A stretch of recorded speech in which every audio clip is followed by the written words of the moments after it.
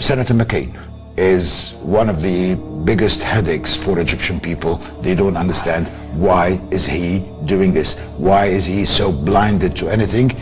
Is it on purpose, or he just sees it this way? Or he was too busy playing, gambling on his phone?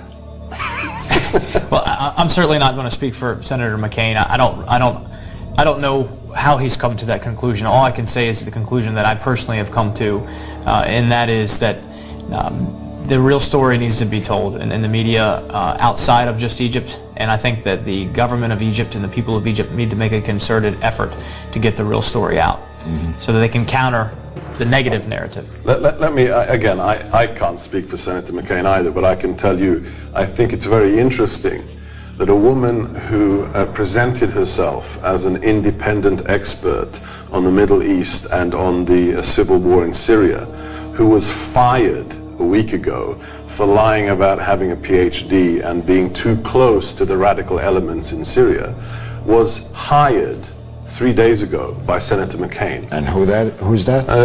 Elizabeth Obagi from the Institute for the Study of War. So I think there's a lack of maybe understanding, and perhaps certain politicians haven't invested time like we have to come here and talk to the Egyptians. I think Senator McCain, if he came here and didn't meet with Dr. Morsi, but met with General Sisi like we did, Pope Tewodros of the Coptic Church, I think you perhaps wouldn't hire people like Miss Obagi. Or at the very minimum, send his people who are advising him over here. He was here, as a matter of fact, maybe a couple of months ago.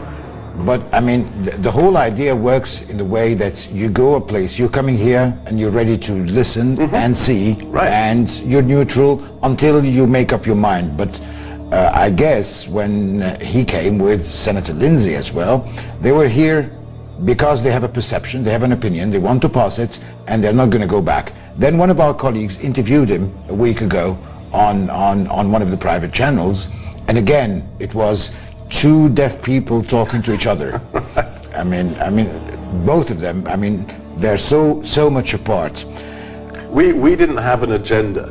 We came here, and the first thing we said is, we are your friends, and we want to know more. And we wanted to listen to our partners. And the last thing we said, wherever we were, we said, how can we assist the Egyptians get their message across? So there was no preconceived ideas when we arrived.